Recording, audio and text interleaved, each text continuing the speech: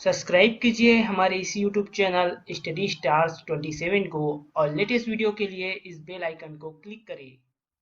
Hello student, मैं दीपेश केसरवानी आपको भारत का प्राचीन इतिहास पढ़ा रहा हूँ। और भारत के प्राचीन इतिहास में आज हम लोग पढ़ने वाले हैं सिंधु घाटी सभ्यता के बारे में। तो चलिए स्टार्ट करते हैं हम लोग।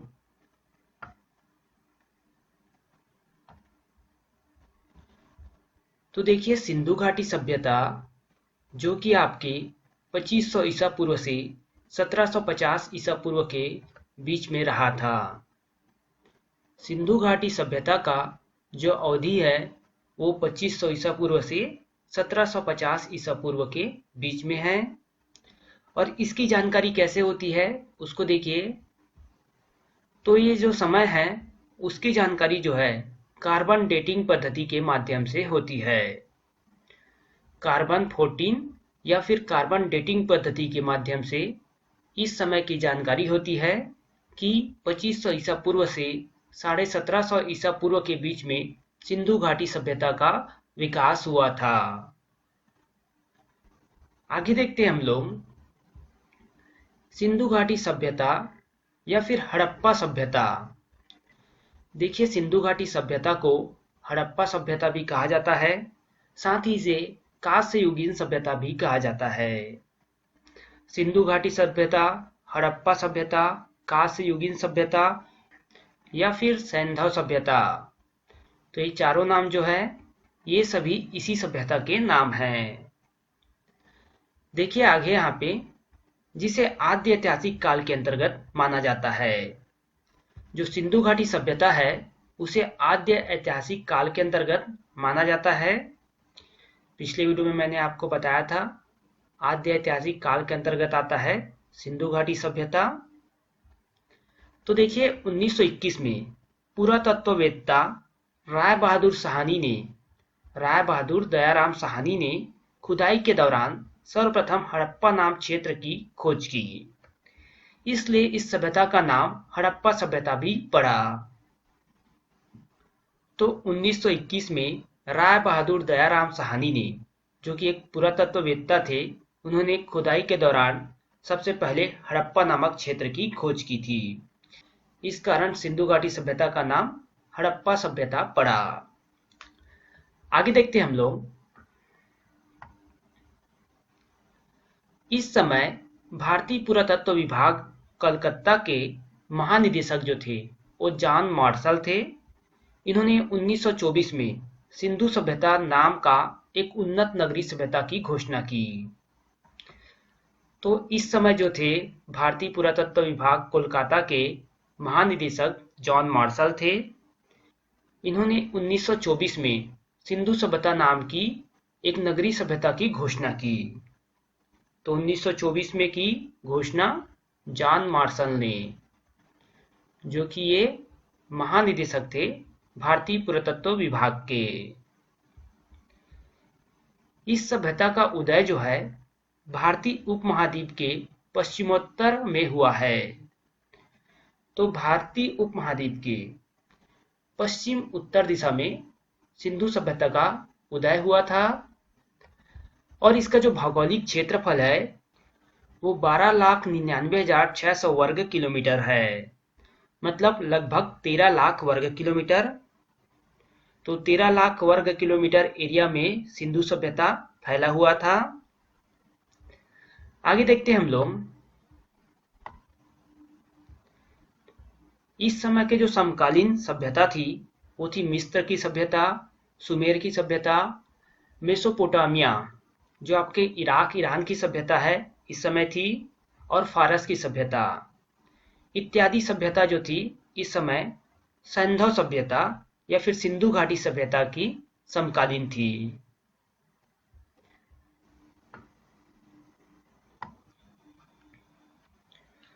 देखिए इसको समझिएगा सिंधु घाटी सभ्यता की सीमाओं के बारे में।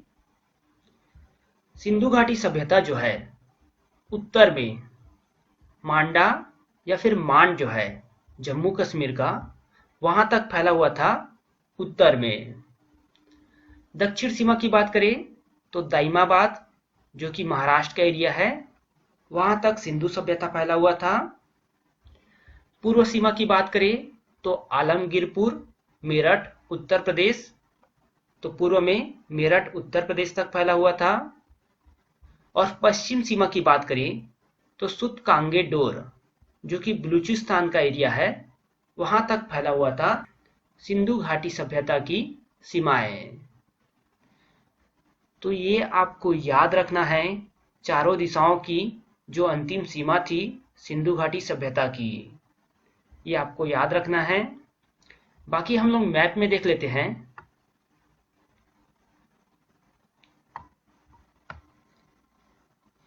देखिए, इसे ध्यान से समझिएगा कि कहां पर कौन से है।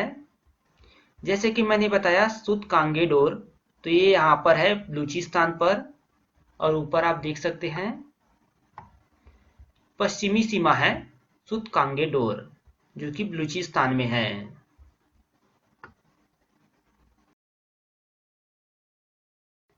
ये पाकिस्तान का एरिया है और यहाँ पर भारत और पाकिस्तान की सीमा है।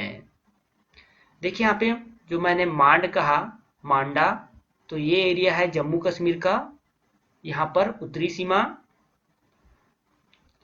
यहाँ पर देखिए नीचे की तरफ, यहाँ पर है दाइमाबाद, जो कि महाराष्ट्र का क्षेत्र है, और सिंधु घाटी की सभ्यता यहाँ तक फैला हुआ था। फिर देखिए यहाँ पे आलमगीरपुर, जो कि उत्तर प्रदेश का एरिया है, तो मेरठ के पास आलमगीरपुर है उत्तर प्रदेश में, तो ये जो है पूर्वी एरिया है। तो जो आप सिंधु घाटी सभ्यता को देखते हैं, यहाँ से लेकर यहाँ तक और ये यहाँ से होकर यहाँ तक, तो एक त्रिभुजाकार आकार बनाता है। जब आप इसको जोड़ते हैं सूतकांगेडोर से मांड, मांड से आलमगीरपुर और यहाँ पर दाइमाबाद, तो एक त्रिभुजाकार आकार का बनता है। तो एग्जाम में क्वेश्चन पूछ दिया जाता है कि जो सिंधु घाटी सभ्यता थी उसकी जो भौगोलिक क्षेत्रफल का आकार था वो किस प्रकार का था, तो त्रिभुजाकार आकार था सिंधु घाटी सभ्यता की भौगोलिक क्षेत्रफल का। इसमें आपको देखना है हड़प्पा सभ्यता। देखिए हड़प्पा सभ्यता जो है रावी नदी के तट पर है, यहाँ पर रावी नदी है और यहाँ पर है हड़प्पा सभ्यता।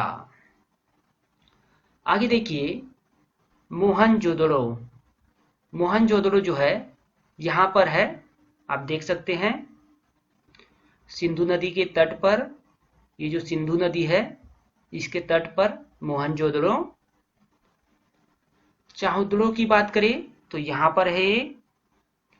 बाकी और भी है, जैसे कि कालीबंगा है, बनावली है, राखीगढ़ है, रोपड़ है, तो ये सभी जो है सिंधु घाटी सभ्यता के समय के नगर है।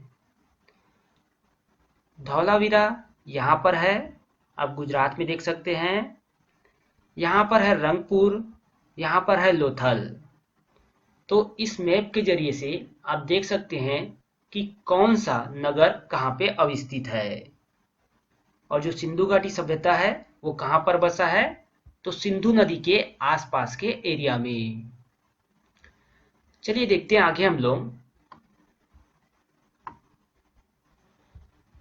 खुदाई से प्राप्त हुए प्रमुख नगर के बारे में।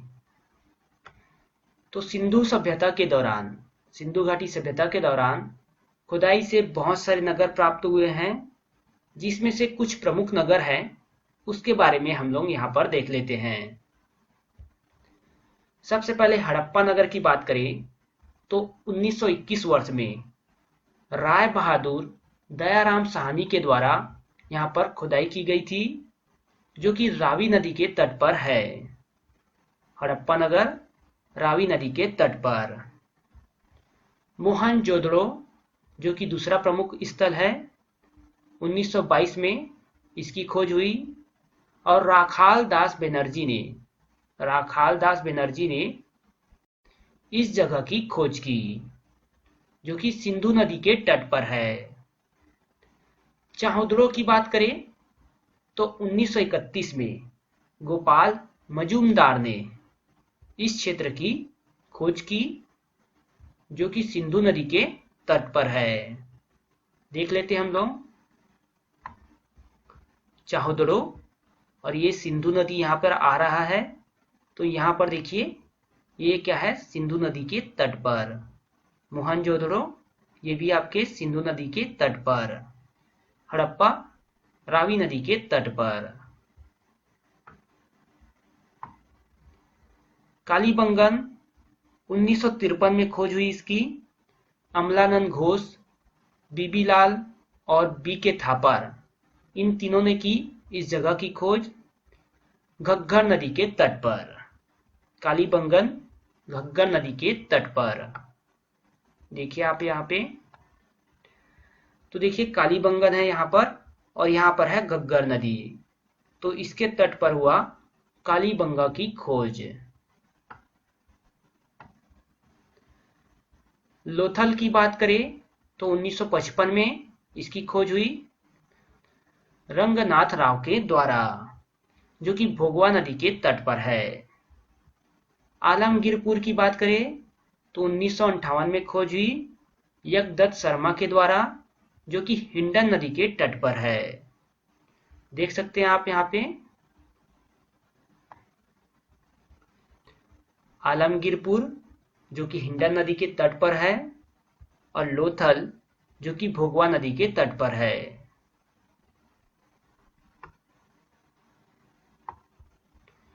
बनवाली 1974 में बनवाली की खोज की गई रविंद्र सिंह बिष्ट ने रंगोई नदी के तट पर। और धौलावीरा की बात करें तो ये सबसे नवीनतम जगह है। सिंधु सभ्यता की खोज के अंतर्गत सबसे नवीनतम जगह है धौलावीरा, जिसका 1990 के वर्ष में खोज किया गया। रविंद्र सिंह बिष्ट के द्वारा ही किया गया, लूनी नदी के तट पर। इंपॉर्टेंट है धौलावीरा क्योंकि ये नवीनतम जगह है सिंधु सभ्यता का जब इसका खोज किया गया है। चलिए पूरे डिटेल में पढ़ते हैं हम लोग सिंधु सभ्यता के बारे में। और आज हम लोग जितना पढ़ने वाले हैं सिंधु सभ्यता के बारे में, उससे आपका वीडियो काफी ज्यादा लंबा होने वाला है। तो चलिए देखते हैं हम लोग।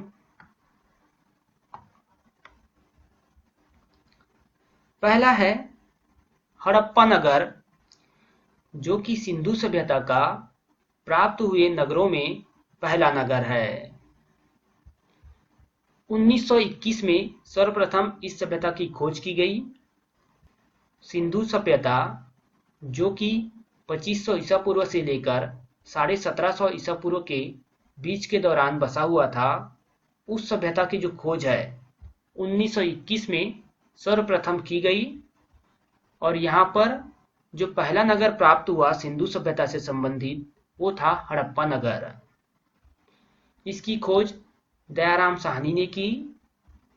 हड़प्पा नगर जो बसा है उसका स्थान है मांटगोमरी जिला, पाकिस्तान। तो हड़प्पा नगर कहाँ स्थित है?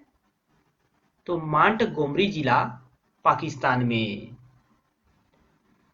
हड़प्पा नगर जो है रावी नदी के तट पर है, जो कि पंजाब का प्रदेश है पाकिस्तान का। भारत में भी पंजाब का प्रदेश है और पाकिस्तान में भी है पंजाब का प्रदेश, क्योंकि पंजाब दो भागों में बटा हुआ है। कुछ भाग भारत के पास है तो कुछ पाकिस्तान के पास। तो पाकिस्तान के पंजाब प्रदेश में रावी नदी के तट पर हड़प्पा नगर बसा हुआ है। यहाँ से मातृ देवी की मूर्ति प्राप्त हुई है। उत्खनन के दौरान यहाँ से मातृ देवी की मूर्ति प्राप्त हुई है। बहुत ही महत्वपूर्ण पॉइंट है, क्योंकि मातृ देवी या फिर भूमि देवी या फिर उर्वरा की देवी माना जाता था इस समय, और उसकी मूर्ति प्राप्त हुई है हड़प्पा नगर से। देखिए हड़प्पा नगर में लिंग पूजा का सर्वाधिक प्रमाण प्राप्त होता है।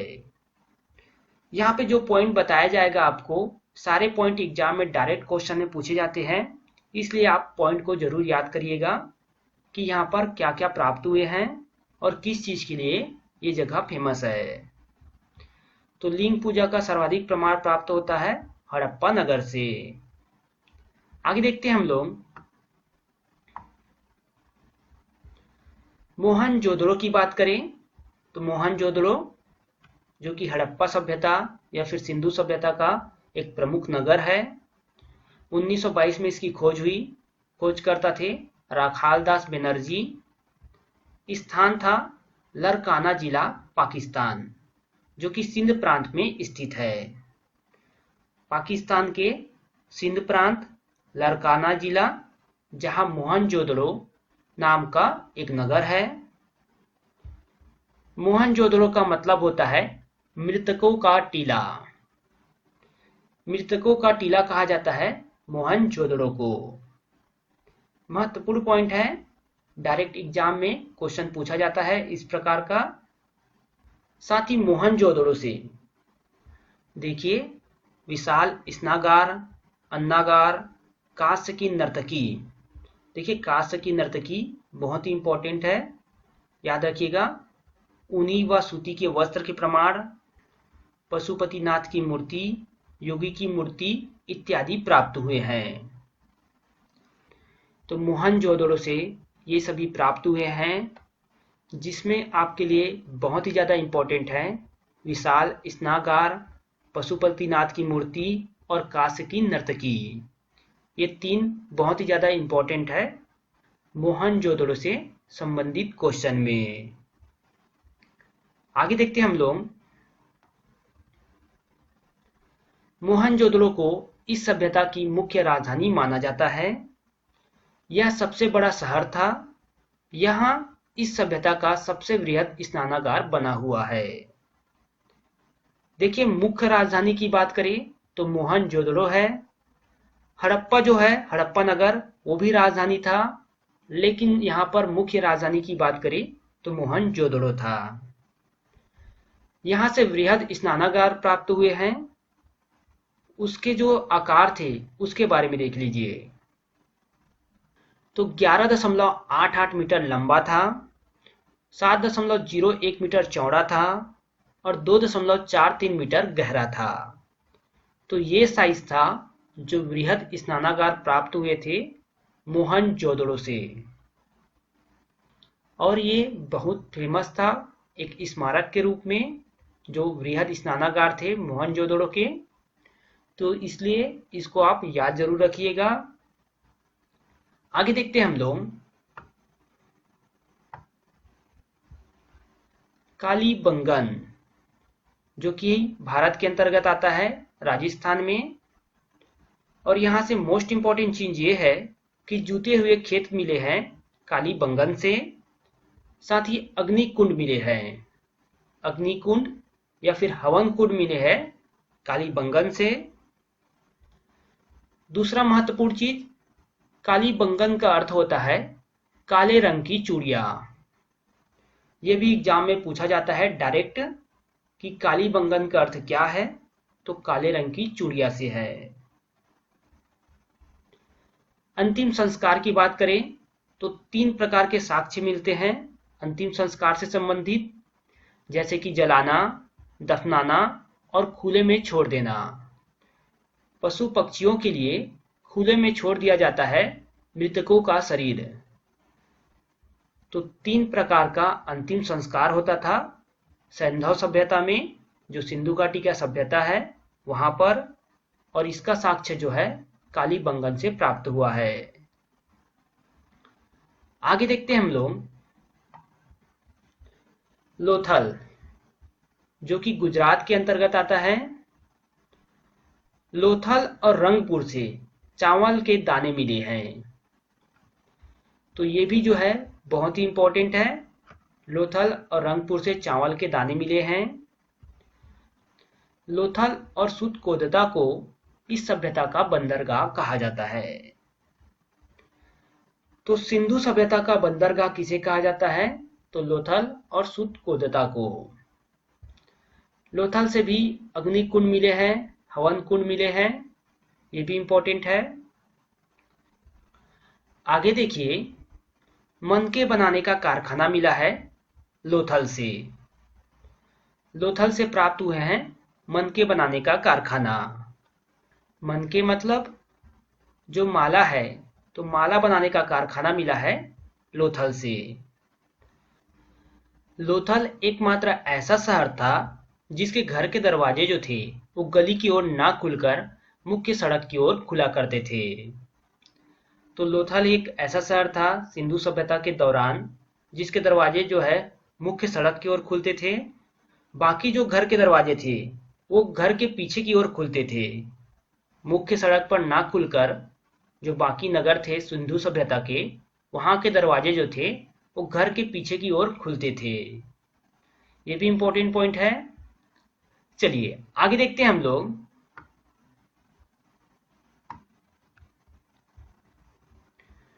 सिंधु सभ्यता में चाहुद्रो की बात करें तो यहाँ सिंध प्रांत में था चाहुद्रो का नगर, जो कि पाकिस्तान का एरिया है।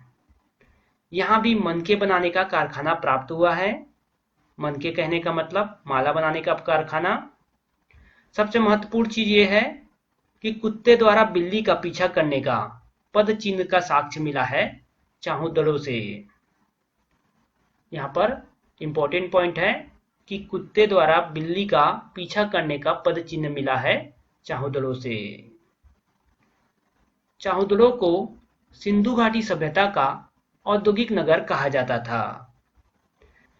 तो ये भी महत्वपूर्ण पॉइंट है, औद्योगिक नगर था चाहुद्रो सिंधु घाटी सभ्यता के दौरान। आगे देखते हैं हम लोग। बनवाली, हिसार हरियाणा का क्षेत्र है बनवाली।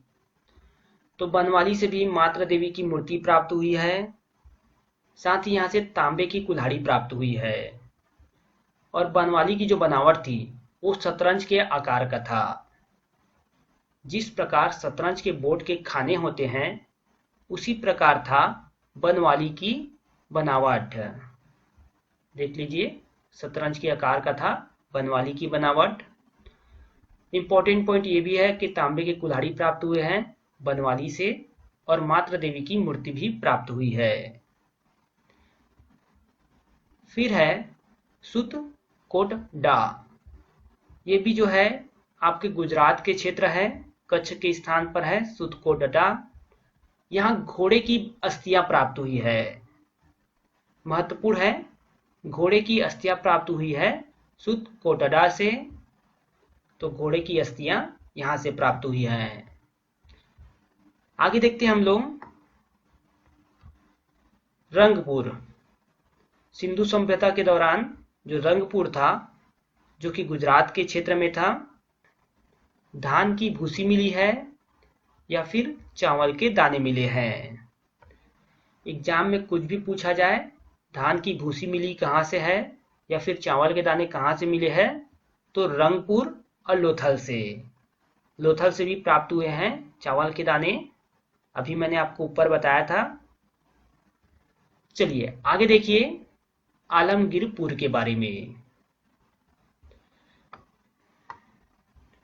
तो इसका स्थान है मेरठ, उत्तर प्रदेश में। यहां से रोटी बेलने की चौकी मिली है। रोटी बेलने की जो गोल चौकी होती है वो प्राप्त हुआ है आलमगीरपुर से।